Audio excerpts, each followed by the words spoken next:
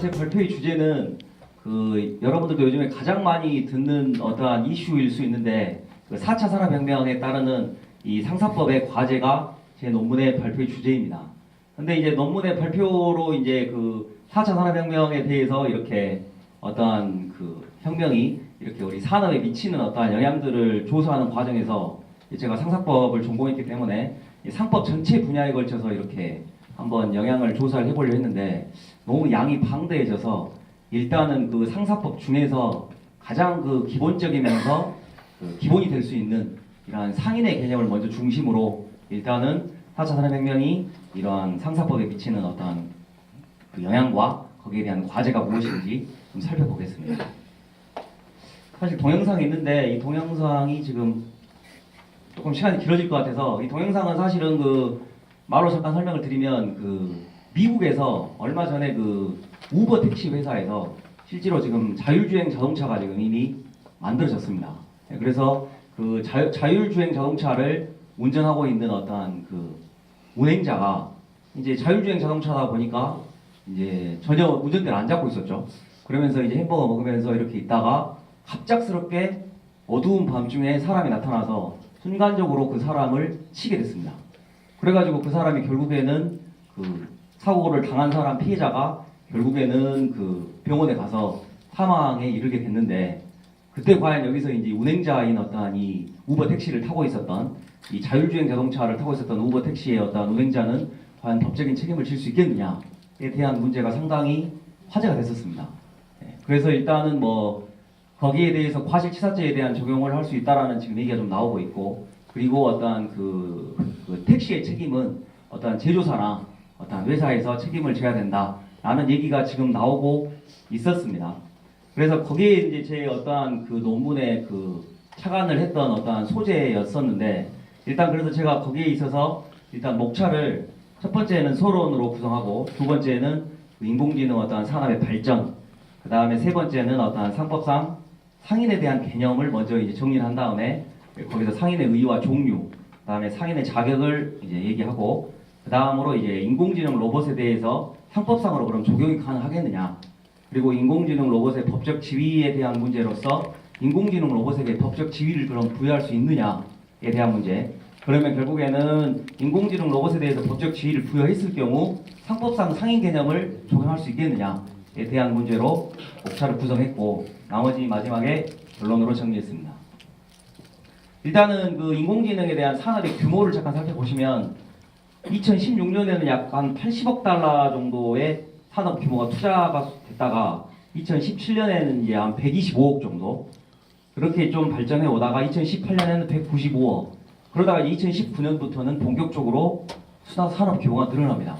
310억 2020년에는 470억 2021년에 730억 그래서 그게 2022년에 1132억이 지금 투자가 되고 있습니다. 약 한 2018년부터는 거의 50% 성장률로 지금 인공지능의 어떠한 산업 규모가 지금 상당히 커져가고 있습니다. 그럼 국내의 어떠한 산업 시장은 어떠냐를 살펴보면 국내 인공지능 산업 규모는 2014년에는 약 한 4조 1천억 원 정도였는데 2015년에는 약 한 4조 7천억 그 다음 2016년에는 약 한 5조 4천억 정도 하다가 2017년, 2018년에 이르러서는 이제 상당히 우리나라도 급속도로 발전하기 시작합니다. 그래서 7조 5천억이 2018년, 2019년에는 9조 1천억, 그리고 2020년에는 11조 1천억입니다. 이 정도로 지금 산업에 대한 투자 규모가 커지고 있고, 약 방금 전에 봤었던 세계 인공지능 산업 규모에 비해서는 약간은 더딜 수 있습니다. 우리나라는. 그러나 2018년부터는 우리나라도 본격적으로 지금 이 4차 산업혁명에 대한 어떠한 그 중에서도 인공지능에 대한 어떠한 산업 규모가 점차 커져가고 있다는 것을 이 그래프를 통해서 알 수 있습니다. 그러면 이제 상법상 상인의 개념을 좀 정리를 해야 되는데 일단은 여러분들 교수님 다 아시겠지만 상인은 일단은 기업의 거래로 인해서 발생하는 어떠한 법률 관계의 처리를 하는 주체이고 또 어떠한 여기에 대한 법률 관계의 당사자입니다. 그리고 거기에 대한 상인의 자격은 어떠한 특별한 인격자를 따로 창설하는 것이 아니고 일단 어떠한 민법상의 권리 능력자를 전제로 민법상의 권리 능력자를 전제로 해서 거기에 어떠한 특별한 상거래를 행해야 할 수 있는 사람을 어떠한 상인의 자격을 이제 법적으로 지위를 부여해 놓고 거기에 있어서의 상법상의 규제를 적용을 받고 있습니다. 그러면 이제 여기서부터 이제 중요한 내용이 나오는데요. 인공지능 로봇에 대해서 그러면 법적인 지위를 부여할 수 있느냐에 대한 문제를 궁금해하시는 분들이 있을 것 같습니다. 근데 최근 한 기사를 보면 2019년 1월 얼마 되지 않았는데 인공지능 로봇 소피아 기억이 나실 분들도 있으실 거라 믿습니다. 인공지능 로봇 소피아가 로봇에게도 법적인 지위가 생길 것이라고 예언을 했습니다. 그래서 지금 당장은 아닌데 인공지능 로봇에게도 법적인 지위가 생길 것이라고 언젠가는 예언을 했고, 심지어 2019년 2월에는 유럽 의회에서도 로봇이 인간을 뛰어넘는 정도로 발전한다면 로봇에게 법적인 지위를 부여하고 직접 로봇에게 책임을 묻도록 할 수 있다는 결의안을 통과시켰습니다. 그리고 이러한 로봇에 대해서 법적 지위를 전자인간으로 규정했습니다. 그래서 지금 이미 상당히 전 세계적으로 로봇에게도 어떤 법적 지위를 부여하자라는 얘기가 상당히 지금 심각하게 대두되고 있습니다. 그러면 이제 인공지능 로봇이 법적 지위가 부여된다면 그러면 인공지능의 어떤 상법상의 어떤 상인에 대한 개념도 상인에 대한 지위도 부여할 수 있겠느냐? 그리고 만약에 상인에 대한 지위가 부여된다면 상법상의 규제를 두는데 이제 최근 인공지능 로봇에 대한 법적인 지위를 인정하고 만약에 이 로봇이 이제 상거래 행위를 상사거래에서 이제 지금 아직은 로봇이 우리 산업에 많이 이렇게 인공지능 로봇이 직접적인 상거래 행위를 하진 않는데 나중에는 이제 상거래 행위를 상당히 많이 하게 될 겁니다. 그러한 경우에 이제 그 로봇에게도 그럼 과연 법적 지위가 부여된다면 그 로봇이 그럼 상인이 될 수 있느냐? 그리고 만약에 상인이 로봇이 된다면 그 로봇에게 직접적인 상법상의 규제가 가능하겠느냐? 라는 것에 대한 의문인데 거기에 대해서 제가 좀 조사를 했는데 약간 아쉬운 것은 지금 로봇에 대한 어떤 로봇 형법이라고 그래서 이게 또 생소하시게 느끼실 수도 있겠지만 로봇 형법이라고 해서 지금 형법적인 논의를 이미 많이 되어왔습니다. 그래서 로봇에게 과연 형법을 부여할 수 있겠느냐, 형벌을 이러한 논의는 많이 돼 있지만 어떠한 상법상의 어떠한 상인의 지위를 부여할 수 있느냐에 대한 문제는 사실 아직은 별로 국내 연구자들의 지금 의견이 없습니다.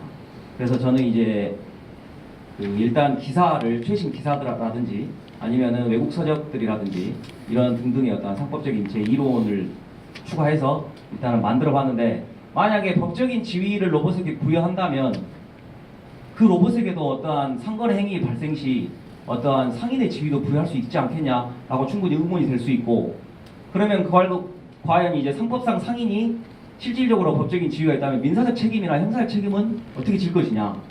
그래서 지금 학자들이 어떤 주장까지 하고 있냐. 로봇이 민사적 책임을 질 수 있는 부분은 로봇을 제조하는 과정에서 로봇에게 미리 예금을 예치해 두는 겁니다. 그래서 로봇이 상거래 행위에서 거기에 대한 법적인 문제가 발생했을 경우 로봇에서 예치해 둔 금액을 이체시키는 태도로 해가지고 민사적 책임을 지금 부여하고 있고 그러면은 로봇에 대한 형사적 책임을 어떻게 하냐. 로봇을 교도소에 이렇게 가둘 수는 없을 거 아닙니까?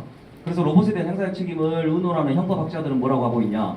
로봇에게 어떠한 전원을 일시적으로 중지시키거나 아니면은 영구적으로 전원을 꺼가지고 로봇을 폐쇄하게끔 하는 어떠한 방안을 통해서 로봇에게도 형벌을 부여할 수 있겠다라는 것으로 지금 얘기가 되고 있는 것이 지금 형사적 책임에 대한 문제입니다. 그리고 그 밑에 있는 이제 상법상 영업보조자와 관련된 문제는 뭐냐면 이제 로봇이 상인이 되면 이제 영업주체로서 상인이 된다 하더라도 그 영업소가 많이 늘어나거나 상거래가 많아지면 결국에는 로봇 혼자만이 상거래를 할 수 없을 겁니다. 그렇게 되면 이제 거기에 있어서 영업 보조자들이 있어야 되고 여러분들이 잘 아시는 어떠한 지배인 같은 개념의 어떠한 이런 영업 보조자들이 있을 수 있는데 이러한 영업 보조자들이 과연 이러한 로봇과의 관계에서 어떠한 고용 관계에 있어서의 안정성이 있을 수 있는지 그 다음에 영업 보조자들이 어떠한 잘못을 했을 때 로봇이 과연 인간적인 면에서 어디까지 용서를 해줄 수 있을 것이며 등등의 영업 보조자에 대한 문제가 또 생각보다 많이 나올 수 있습니다. 그리고 이제 여기에 있어서의 저희 결론은 뭐냐. 4차 산업혁명의 발전 속도에 비해서 사실상 지금 연구는 사실 상당히 부족한 상태입니다. 그리고 과연 로봇에 대한 법적 지위를 인정해야 되냐에 대한 문제가 결국에는 상법상 상인의 지위를 부여할 수 있느냐에 대한 문제로 결부되고 그리고 그것이 또 상거래 행위 시에 법적 책임을 로봇이 직접 질 수 있느냐에 대한 문제가 상당히 중요한 문제인데 일단은 여기서 저는 사회적으로 어떠한 장점과 단점에 대해서 먼저 파악을 했습니다. 그래서 만약에 로봇에서 직접 어떠한 상거래 행위 시에 법적 책임을 진다면 장점으로서는 로봇 상인이 동일한 유형의 로봇이나 또는 어떠한 자연인과의 상거래 행위 시 법적 분쟁이 발생할 경우 로봇이 직접 책임을 지기 때문에 훨씬 더 신속하고 간편하게 법률 관계는 처리될 수 있을 거라는 것은 장점입니다. 단점은 뭐냐? 이제 로봇에게 직접 책임을 지게 되면 결국에는 그 로봇이 직접적으로 민사적이나 행사적인 책임을 지기 때문에 거기에 있어서 일단 회사들이, 제조회사들의 책임이 로봇에게 전가되기 때문에 제조회사들은 좀 안이하거나 아니면 책임감 없이 로봇을 만들고 판매하는 행위가 벌어질 수 있습니다. 그리고 이 가장 심각한 문제를 보기에 앞서서 형사적인 문제에 있어서는 상당히 또 많이 지금 나오고 있는데 뭐 그것은 또 차후에 설명드리고, 가장 심각한 문제를 먼저 보면 이 인공지능 로봇의 어떤 활발한 상거래 행위로 인하여 모든 상거래 행위가 어떤 로봇의 빅데이터에 저장되고, 일단 완전 자율주행 자동차가 지금 2020년 정도에는 2030년 정도죠. 2030 정도에는 거의 이제 지금 여러분들이 우리 교수님들이 타고 다니시는 지금 자율주행 자동차는 반자율주행 정도입니다. 네. 그래서 운전대에 손을 계속해서 떼고 계속 다닐 수는 없는 정도의 상태이실 텐데, 약 한 30년 정도 되면 완전히 자율주행 자동차가 되는데, 그 완전히 자율주행 자동차가 되려면 그 모든 어떠한 그 사물 전체에 그 센서가 있어야 됩니다.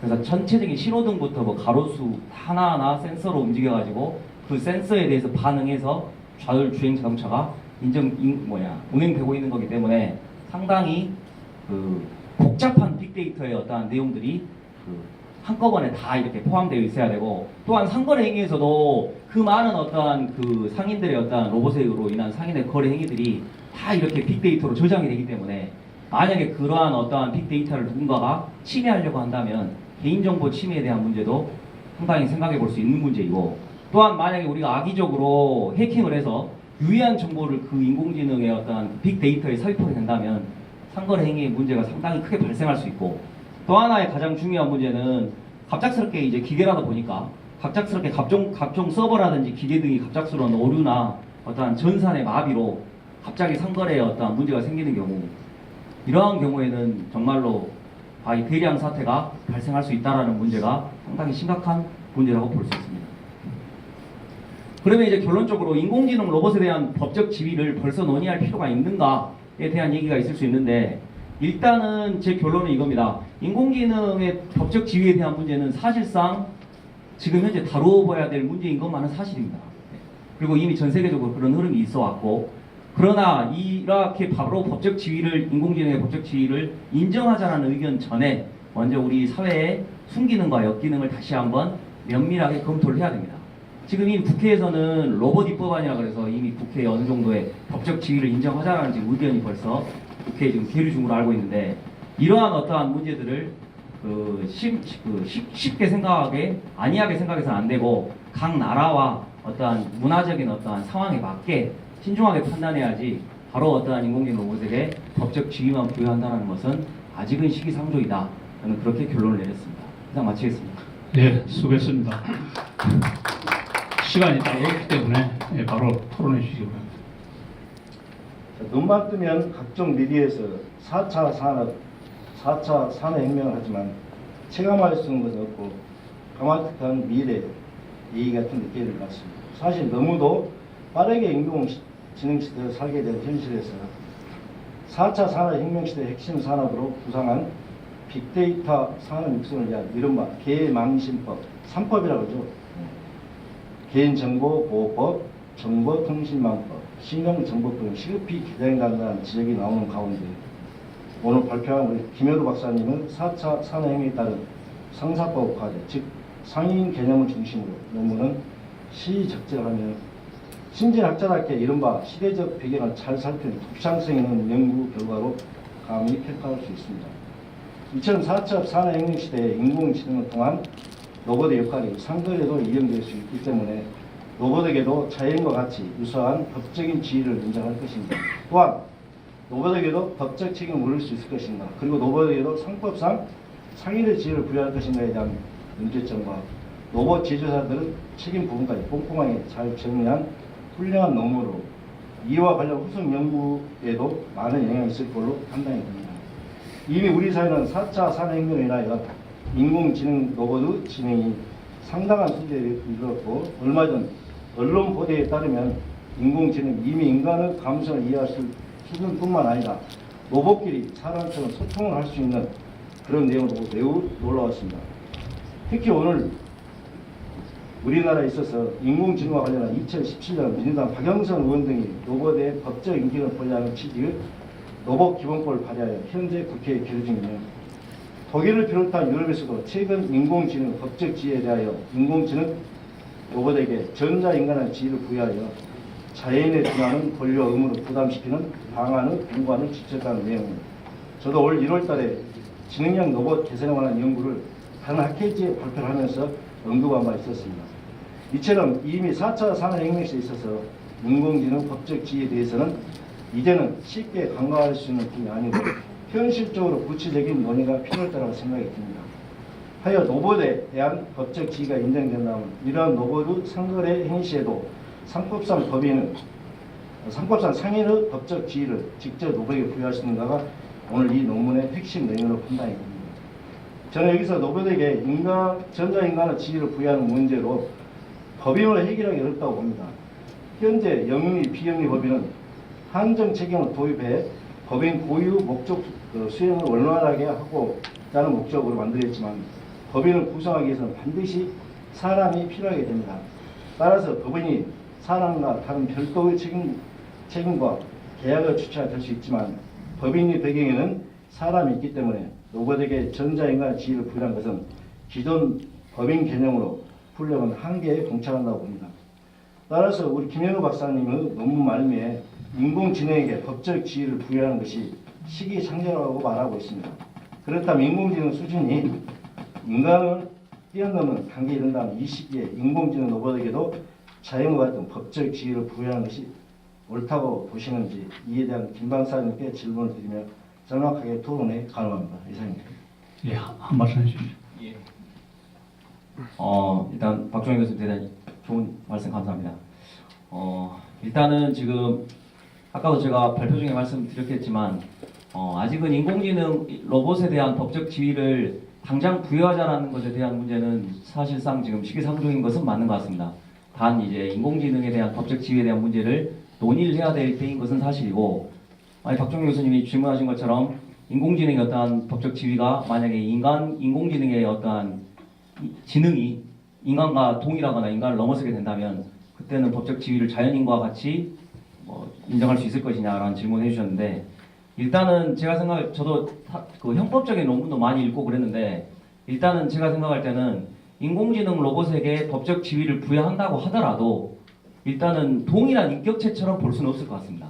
인간이 아닌 존재에다가 인간과 똑같은 동일한 인격체라는 지위를 부여할 수는 없는 것이지만, 법적인 지위를 부여한다라고 했을 때 꼭 과연 그것을 인간과 동일한 인격체로 보아야 되느냐, 그것은 다른 문제인 것 같습니다. 따라서 동일한 인격체로는 보지 않더라도 어느 정도 필요한 법적 지위에 대한 문제, 예를 들면 민사적인 문제에서나 그런 문제들은 인정을 해주더라도, 아까 제가 말씀드렸던 형벌이라는 것은, 형법에서 형벌이라는 것은 사실은 인간의 어떠한 권리가 있어야 되고 인격체라는 어떠한 전제가 있어야지만 거기에 대해서 형벌을 부여하고 또 형벌을 통해서 반성을 하는 어떠한 의미가 있는데, 과연 로봇에게 형벌을 과했을 경우에 그러한 형벌로 인해서 로봇에게 어떠한 반성의 의미를 줄 수 있을 것이며, 이런 부분에 대해서 저는 상당히 회의적인 생각을 갖고 있습니다.